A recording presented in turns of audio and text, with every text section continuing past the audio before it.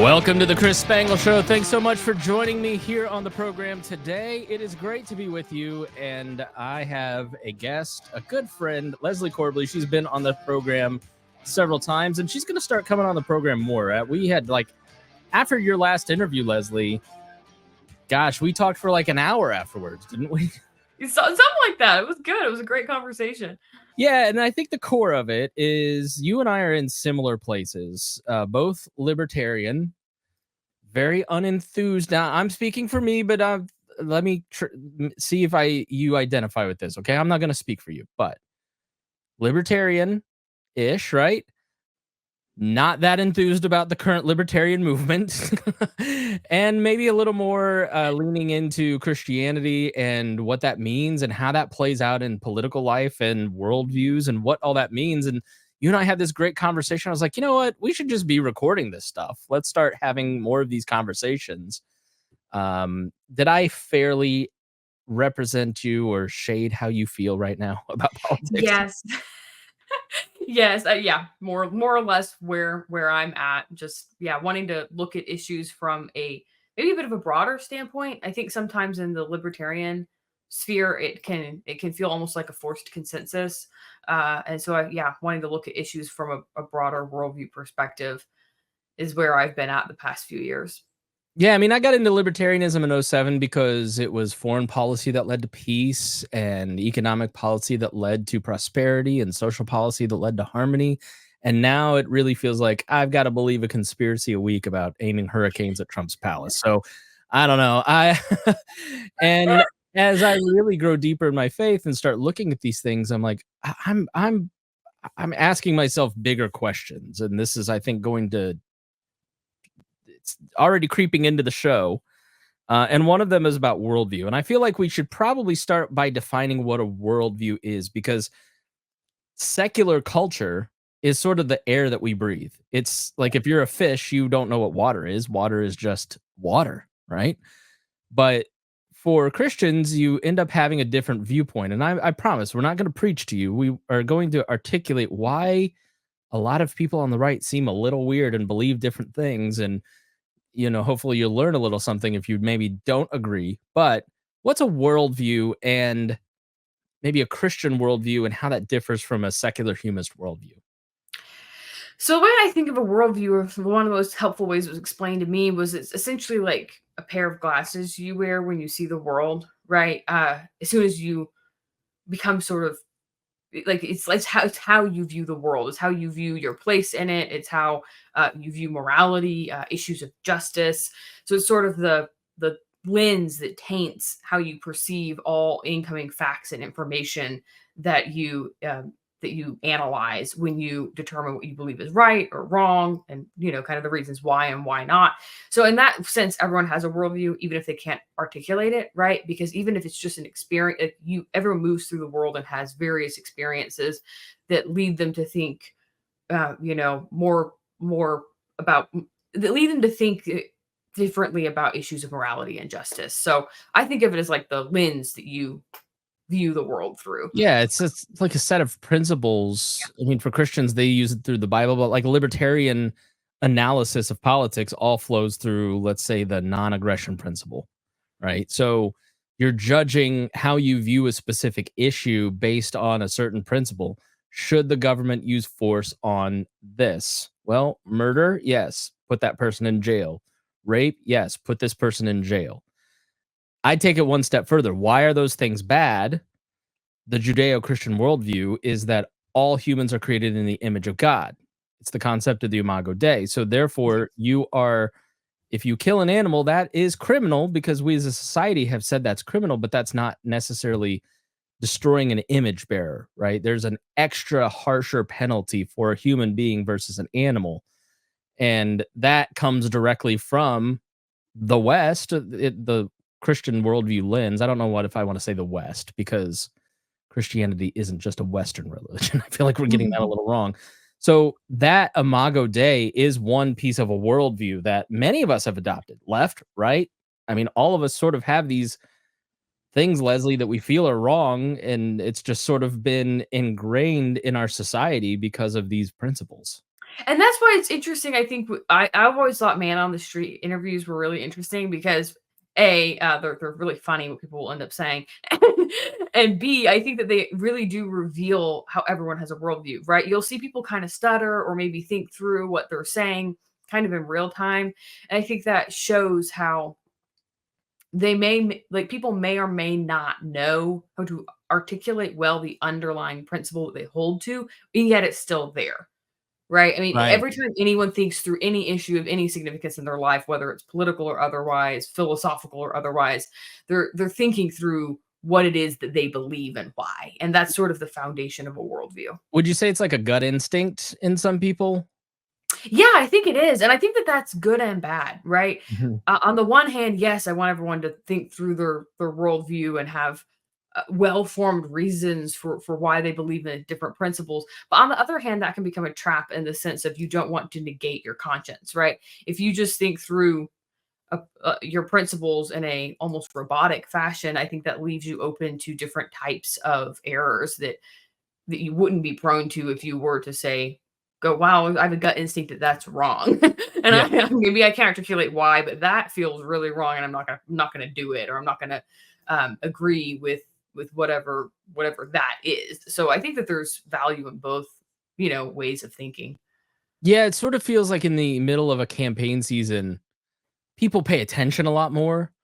And so you being a political writer and me being a political podcaster, I don't know about you, but I get a lot of like high school friends kind of messaging me going, "Hey, what's this thing?" Or "Do you have a quiz like isidewith.com that can tell me what I believe?" Or I sort of feel like I identify with this party, but I don't really know.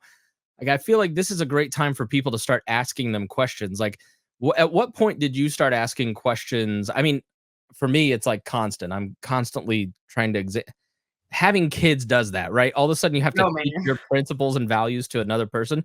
You are a new mom. Congratulations on the birth of Thank your baby you. boy. Like literally like a month ago, right? Yes, he is. Well, he's 6 weeks old. He just had a 6 week checkup. So I know he's a I was child. like, "Man, I'm gonna give her some space." And then I saw you do an interview like the week after he was born. I was like, "All right, well maybe we ought to get you back on the podcast." Yeah, well, and that's the benefit, I guess, of like, being home a lot. Like I don't know. It's good for in my opinion, it was at least healthy and healthy for me to have, something I could kind of go back to and keep doing after that didn't require me to like get in my car and, do a whole you know what I mean? Like Yeah. it wasn't a whole rigmarole to get things ready to go. So Yeah, so I don't know if it's already hit you that you're eventually going to have to teach this young creature principles and values and how to interact in society. Like, has it hit you yet? that hit me like while I was pregnant. I was like, this is wild. And I also joke because I have a bad habit of like saying cursing too much in my private life. Not that anyone needed to know that, but now you do. And I was like, you're gonna have like a 1 year old, and you can't like you gotta. This is not gonna work It is anymore. crazy how much I don't cuss anymore. It's insane. I'm like, Yeah. oh my goodness, you can't. That works when you're just married. It doesn't work when there's a 2 year old running around What repeating everything you say. our 5-year-old, she asked why the F word was a bad thing. And I just looked at her and I said, "I don't know."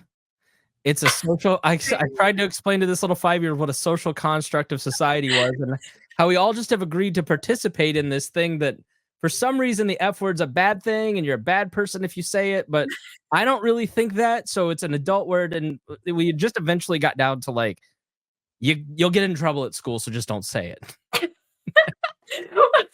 I know. How are you going to go through the whole, like analysis, for example, of what the difference in interpretation of the F word, like centuries ago, would have been versus now, right? I Yeah, mean, like, how do you get into that with a 5 year old? because you can't you It's don't not the wanna same. It's not expose being used in the sex. same way. Yeah, you like basically it's a mean word that makes people feel bad, so don't use it. She's like, "Oh, okay." She doesn't like to make people feel bad, but she's asking big questions. Like Yeah. we were watching Harry Potter the other night. I'm sure a lot of people are like, "You show a 5-year-old Harry Potter," but she's very advanced, and there's a part of where Voldemort is whispering in Harry's ear, "You can't do it. You're gonna lose. It's all hopeless." And she's like, "That sounds like Satan. Is he Satan?" So then we started having conversations about how media creates constructs of like it just uh, you will love having your kid get older because all of a sudden, Leslie, you're gonna have little conversations with a 5-year-old that are so deep, and it starts like around 2 or 3 and it pushes you. It has pushed me to really start thinking deeply about more things, and instead of just doing this podcast around my gut of Hmm. climate change sounds fake, I don't like it because I grew up in a right-wing media environment.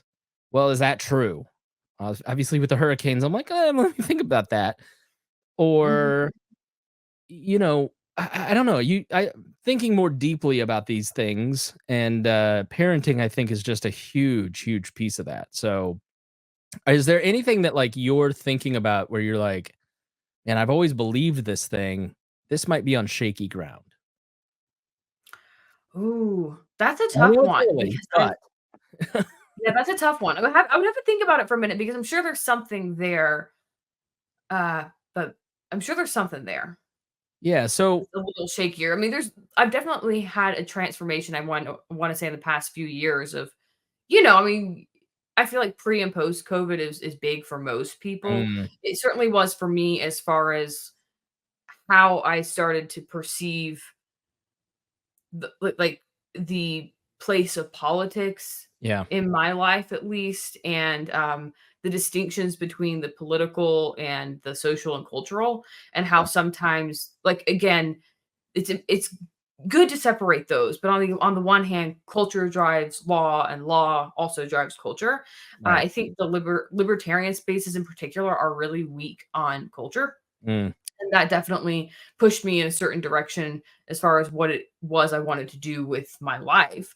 But yeah, I think that there's overemphasis a lot of times on the political and the here and now, and not a lot of emphasis on how you build the foundations for whatever policies it is you're pushing forward to actually produce a better world. Yeah, it sort of feels like in the libertarian world, it's the end goal, and it's like step 32, and then, okay, well, what's step 1 through 30? You're like, I mean, Yeah. whatever you want, man. Okay, well, and that's, I think, why I lean into civil society a lot because you in a pluralistic society, whether you like pluralism and liberalism or not, that's what you the hand you've been dealt. But people have the freedom to voluntarily choose to act on the common good in these certain areas that move them. It's like the free market of culture, right? Mhm. So that I think I had the same reaction as you. It just sort of led me down that road, like where that's like the short version of that same conversation in my head. Where have you kind of been leading? Like, okay, going right to policy isn't working. That's not persuasive. That's not where we ought to go. Like, what are steps 1 through 30 that you've thought about? Man, from a practical standpoint, that's tough because I think that we don't really have any shared cultural meaning anymore. Going you need to do a lot more cultural work if the more pluralistic a society becomes, right? Because then you have less of shared cultural meaning, and that shared cultural meaning is what actually drives real consensus. And what started to really frustrate me in the libertarian space was when you say you have consensus, but you don't really. I don't know if you've ever gotten that sense, right? That Yeah. you're trying to build a consensus, but because there's so many underlying, like, premise level disputes that individuals or factions have, then you never are able to really have a genuine, solid consensus. And I think that that leads to very shaky foundations There's no that are solidarity. prone. And so, like, Yes. these are very Christian, like, ideas and heady ideological terms. So, like, pluralism is when people decide to work together for the common good, and you have different cultures and groups, and everybody's kind of working together, and solidarity is that agreement, basically, to work together towards what did you say, the common cause, or, like, the glue for America for a long time is, like, our Mhm. founding. But Yes. once we all start questioning the founding, or in libertarian speak, it's like I'm not laying this at Austin Peterson's feet, but once Austin Peterson said, "I'm a libertarian that doesn't believe in the non-aggression principle," and then a bunch of people went with him, that unglues the Sure. solidarity, right? So Yeah. you have to have those common core glues. And I think in a lot of ways, I don't know how you feel about this, but coming from like the pat down and having access to a large black audience, they're like, look, the common glue has been white evangelical culture for a long time. Yeah. And Yeah. now that we're saying this isn't just the monoculture of this, Mhm. let everybody have access to the public square, that I think makes a lot of the racist right wing mad. And it also is, it unglues some of that consensus. So I think race has kind of played some of that. Religion has kind of played at some of the unmooring of the pluralism over the last 30 years, economics and growing income inequality. All these things seem to be tearing at that consensus that you're talking about. Yeah, I think one of the foundational ways I think about it is imagine if you like you and your wife had different definitions of words like respect Hmm. and dignity, and then you're trying to raise children. Like, how well Yeah. is that going to go? Right? That's going to be a mess Yeah. because you don't have an act. You're saying you both care about the same things, but in reality, you don't because you define them totally differently. I Yeah. think that that's sort of where we're at in culture right now, right? People say, well, what about just basic dignity and respect or various iterations of that type of phrase? But in reality, people have very different priors that they're bringing to those conversations that are difficult for others to know about, right? Again, we're increasingly, I think, in a situation where what people believe and why is not something that they're necessarily easily able to articulate. And Hmm. so it's more projected into these partisan like political games, because that offers like an easy sort of totalizing worldview that makes it easier to move through society. Do you have any advice for people listening who are like, this all sounds right. How do I start learning about what I believe? How do I start that process of figuring that out? What did that look like for you? Gosh, I guess how old were you when you got interested in these issues? I was really young, Me too. really young. I mean, I hardcore secular worldview, atheist in high school, became a Christian. But really, like, I've always been a news junkie. I've always been Mm. into, I guess, like what I have always liked, Leslie, is the weather, not the climate. Right? So, I Okay. like the weather of politics, of who's up, who's down, what's Trump doing, is Kamala weak, is she gaining in the polls? Like, I always was attracted to that piece until the last few years, which has made this show difficult because I'm trying to think through what I believe now in terms of the climate, right? Mhm. Climate determines the weather. It's those beliefs above. And so I think I always have had a lot of interest in philosophy and politics and history and, you know, ideology, but I never really like understood those currents. And so for me, it was starting the history of modern politics. I'll tell you actually what the beginning of it was. Longtime listeners may remember this. It was when Roger Paxton and I got in a fight on a podcast. And he said, "You are a libertarian, but you don't know anything about libertarianism. You don't understand what you believe. I've never met anybody who's read less libertarian philosophy than you," sort of to paraphrase. And he wasn't wrong, which is why it made me really mad at the time. But it was like, well, I'm going to show you. Get a book out and start reading. Um, and I was like, man, I really don't understand the ideological gift of libertarianism, which led me to like start tracing back the ideology of it, which led me to going, all right, what's the roots of progressivism and conservatism, which led back to like ancient Greece and Christian thing. And so it's just sort of been this like 5 to 6 year journey through a lot of like thinkers. Now, I think that's probably a little headier than than a lot of people because I had a head start on stuff, but I don't know. There's a lot of great books who just sort of when we started the History of Modern Politics podcast, which was meant for Matt and I to just sort of like go, all right, so what was the last generation thinking about in terms of politics and how did that inform our generation of political conversation? We started, and let's go back to Clinton. Once we dug into that, we were like, oh, well, we have to go back to Nixon and his era. Oh, we got to go back to Eisenhower. Oh, we got to go back to FDR. Oh, we got to go back to Wilson. Oh, we got. Then finally, by like ancient Rome, we were like, we got to just stop here and just do Rome and focus on one stream, the Anglo Sure. stream of you know. So I think history for me was how I really started to dig into these things because the story helped me start to figure out, okay, here's what I think. Here's the history of these things. Here's the history of like Ukraine. Here's the history of the conflict, and that kind of gave me a little bit more of a glimpse into, okay, I think I believe this.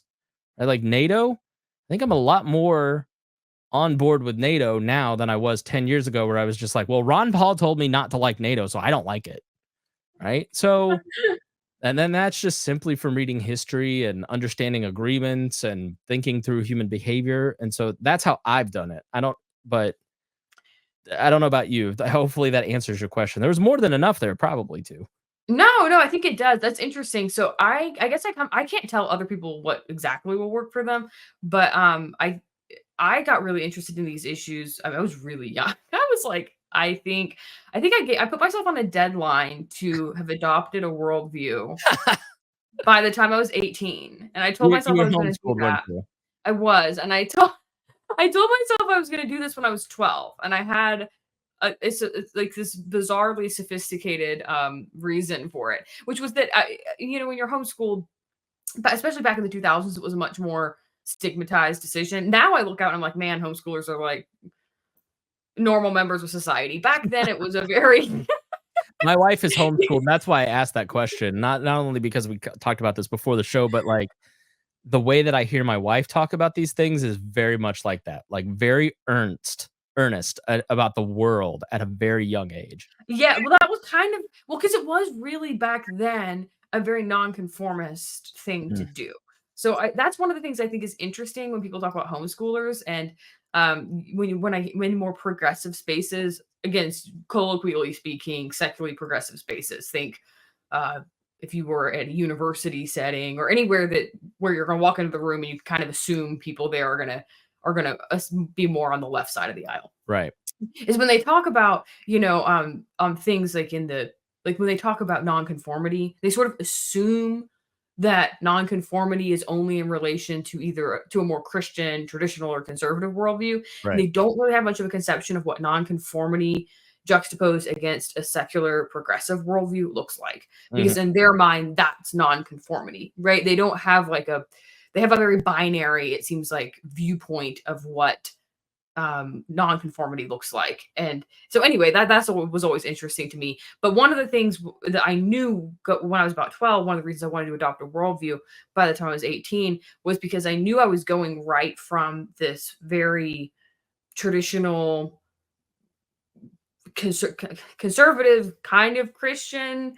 I say that because it was complicated growing up what my parents' viewpoints were on certain issues, but I knew I was going straight from that culture right to a progressive culture. And so, because there's only so much time and resources in the day, I always thought of the idea of, oh, I looked at all the evidence to choose my worldview, right? I chose what I believed based on the totality of the evidence. I always saw that as sort of an illusion. Like, how Right. can you possibly do that? Right. I mean, if you grew up in the Middle East, for example, you're much more likely to have a heavy exposure to the Islamic worldview. And you might not have exposure to some other worldview that you wouldn't even, how would you even know Right. about those And beliefs? and Right. how So can one person, especially like 13, understand the totality of evidence in the world? Like it. well, no one can do that at all, right? Like, Right. you can't even process every philosophic option available to you, right? At the end of the day, you have to accept the limitations of time and history, i.e., you were born into a specific family and you have only a set amount of time to make these decisions. So my concern, it's interesting, my concern with waiting too long to adopt a worldview. So I thought, well, you could just figure it out in college. And I thought, well, if you do that, then you'll run into the trap of acting something out and then wanting to justify it and sort of Mm, adopting a worldview without your own consent. It's like you sort of undermine your own ability to consent by doing that. So what I told myself was, okay, you'll adopt a worldview, whatever that is, by age 18, and then you'll act it out to the best of your ability. And for and 10 years.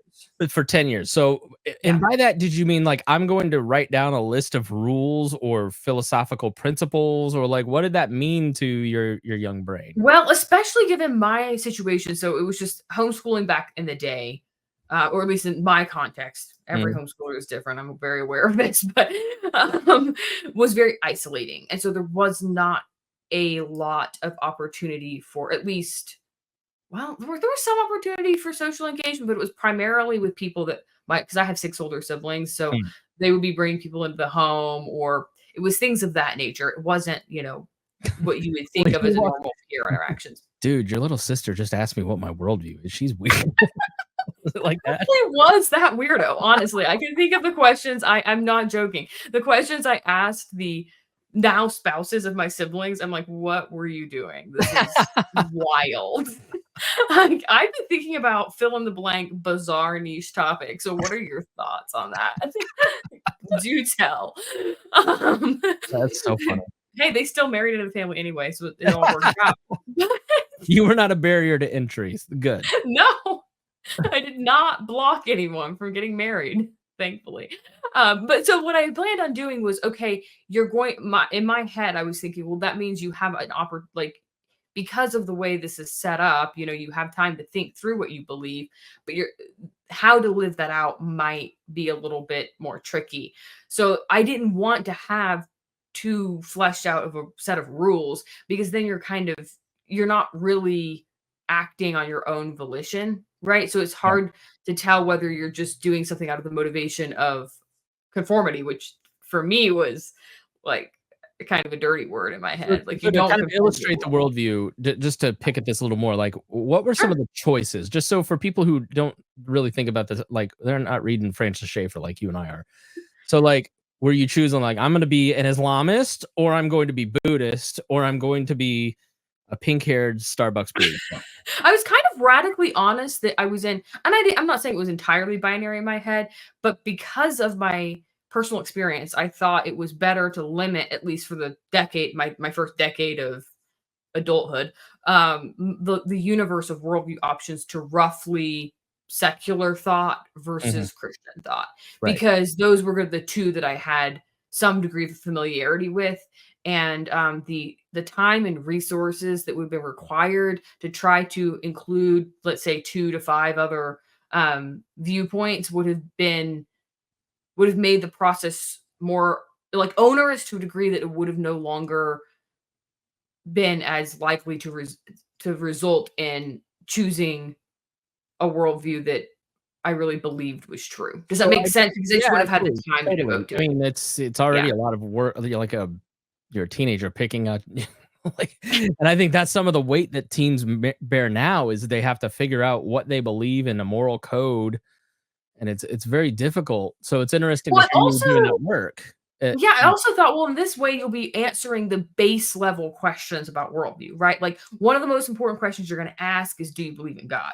For Right. example, right? And so if you decide you believe in God, you've now limited like, even if let's say hypothetically, I ended up 10 years later thinking Christianity was the wrong religion, well, you've still answered that foundational question as to whether you believe there's a higher power. Right. Does that make sense? So Yeah, you've no, I sort mean, of, once you believe in God, that's off then the table. then you are limiting yourself to if you truly actually believe there's a God, eventually you get to a choice. Am I Yes. going to engage in a relationship with this God and discover their personality and then adopt their likeness in me? Mhm. Or am I going to live like that God doesn't exist? Therefore, I'm really an agnostic, right? So that I think is an important choice. And I think secularism versus a Christian worldview, maybe we ought to kind of pick that apart. As you were going through this, what did secular mean to you and what does it mean to you now versus like a Christian worldview? That was one of the things I struggled with. So secular to me, I mean, at first I thought, okay, there's an absence of a belief in God. But the more I sort of looked at what would that look like if I were to live it out? What does it mean for there to be no God? The more I sort of struggled with that seemed to be an illusory concept. So because the idea of God, I'm not saying anything about the necessarily whether that God's supernatural, for example, or whether that God's personal characteristics, if any, are. But I mean just the technical idea of God seemed necessary in order to live, right? Like God being the top of your hierarchy, for example. I think that's one of the ways Jordan Peterson has described it. Right. But yeah, I really bumped into that problem where I'm going, okay, if you're living in the world, hypothetically, you're making all these decisions as an adult. The way you're rank ordering those decisions is going to assume something's at the highest. Yeah. Right, like there's some value or whatever that's above all of them that you use to orient your choices. And so if that's the case and it ends up being you, have you just said you're God, Mm, for example? And if it's someone right. else, why? Like, so I started to really wrestle with the concept of why atheists and those who are more secular. Obviously, this is not all of them, but there seems to be this thread of almost anger against a fictitious entity. Mm. And I found that really odd because why would you be angry at something you don't believe exists? That was me. That was me to a You know, T until I was 18, because I remember being drugged in 96 to the Billy Graham crusade and just thinking these were the dumbest, weakest people. But now I look back and there was a stirring in my heart at that event, but there was also a tremendous anger, right? And I'd be mhm, drugged to church at the Methodist church on Sundays, and I would feel stirring in my heart. And it's from a Christian perspective, that is God calling me to him. But there was this resistance, this anger at him. And so I clearly believed in God, but I would have said I was an atheist and still say I was an atheist because I didn't mentally believe there was a God, but there was something in me that was drawn to mhm. the idea of God, the idea of Jesus. Like there was something in me that was clearly it rebellion's the only word for it. I Yeah. really kind of knew, but I wanted to hate it. That's interesting because I actually had in some ways the reverse experience where I was drawn to a sort of Mm, atheistic worldview, but I really struggled to define how that would look in practice outside of anarchy. I thought mm, anarchy made a lot of sense as a like political like manifestation of atheism, but I didn't like it seemed like a lot of cherry picking from atheists on the moral front of we still want to have um morality. We want to root it in something that's not God, so rooting it in man. But that seemed odd to me in the sense of if you're rooting your morality in man, right? And God is in fact like if you're right that God is in fact not real, then the concept of God is just derivative of man. So yeah, if religion is this terrible thing that you're saying is harms society so much, what you're really saying harms society is man because yeah, God isn't real. And so it seemed a little odd to me, this concept of, oh, if we get rid of religion, we'll, have made the world a better place. It's like, well, have you really gotten rid of religion? Or because if God is in fact not real, isn't religion just another form of philosophy? right. Right? I mean, what makes it different? Because isn't And the you kind distinction of is hit upon what secular humanism believes. I mean, just to kind of give it a short history lesson, right? You live in what's called the Dark Ages, which is called the Dark Ages because the Enlightenment historians called it the Dark Ages, when everybody was backward and didn't believe in science and all the salvific effects of the Enlightenment effects, right? And then in the Enlightenment, we start to go, well, maybe we can remake the world in the image of God. And maybe man is really just an animal. There isn't a God. And we define our morals based on what the human consensus is, not some Mhm. divine book or divine revelation. We're really just advancing society towards the French Revolution, where we're just going to kill each other over stupid stuff, right? So, and so you really get in the Enlightenment, like it sets the stage. And there's a great book by Andrew Wilson called, man, it's about 1776. Let me look up the title because he does such a great job of kind of explaining all of the history. In 1776 is like the peak of enlightenment. And Mm. I'm padding while I talk, but um and how that remaking the world, how 1776 created the post-Christian West. And I interviewed him back last December.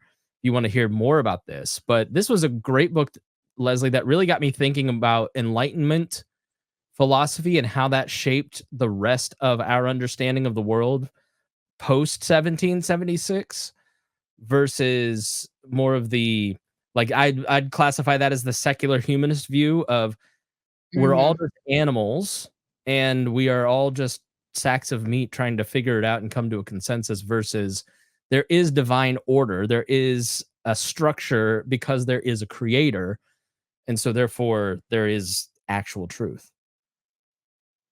Exactly. And so yeah, so those things started to really it was difficult for me to rationalize that in my mind of why yeah, why would we reject why morality really mattered. You know, like why did I care about all of these issues to begin with? You know, because if at the end of the day it's just a so if you're just a sort of a game, so to speak, right? Why does this matter? It's all chance. You know, like what's the point of me caring about all these issues? And I started to struggle to define morally speaking from an atheistic standpoint why sociopathology was wrong.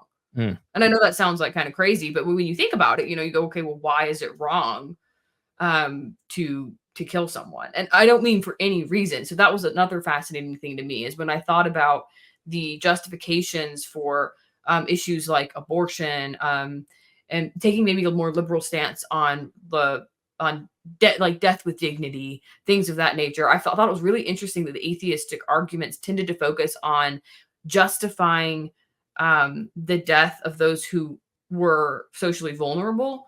Whereas I found it really odd that I didn't see a lot of atheistic, hey, wait, let's rethink, for example, the morality of whether or not someone who's in an abusive, let's say a child's being abused by their parent, is it wrong for the child to end the abuse by taking out the parent? right. Or, I mean, you can take child and parent and insert any abusive dynamic there. And it kind of, to me, I thought, well, that's interesting that there seems to be a lot of arguments for rethinking certain elements of Christian morality, but not others. And there's reasons for that. You know, you can sort of see threads of underlying motivations in the logical arguments that are being made. So again, that spoke to this idea of logic being very useful in determining what you believe, but that it's sort of not the only way you can arrive at truth, nor is it void of the emotive, right? There's Right. motivations behind why you're exploring certain logical like arguments that answer the questions you're asking, if that makes sense. You're not in some void where you're automatically exploring the most rational argument that answers your question. There's all kinds of different iterations of those, and your starting point matters a lot. And that starting point is often a motivation, right? And that Yeah. comes from something that's more emotive.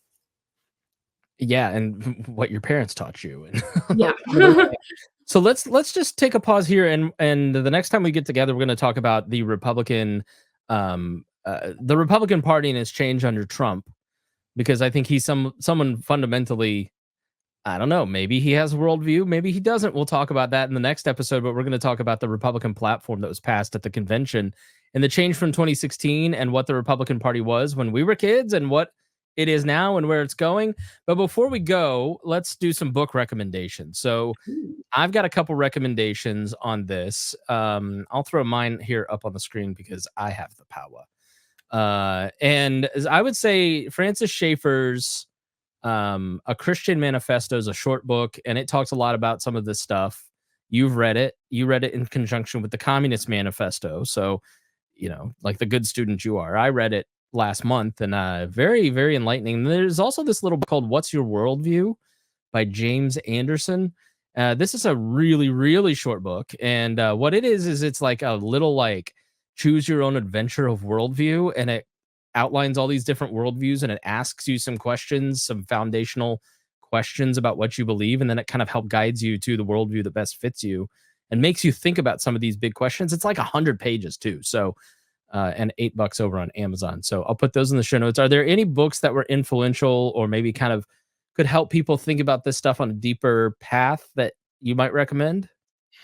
Sure, man. I'm trying to think of one that's recent and one that's not. I definitely anything by Charles Colson. I really Yeah. enjoyed reading his work when I was in high school. I want to say my favorite was probably his biography, oddly enough.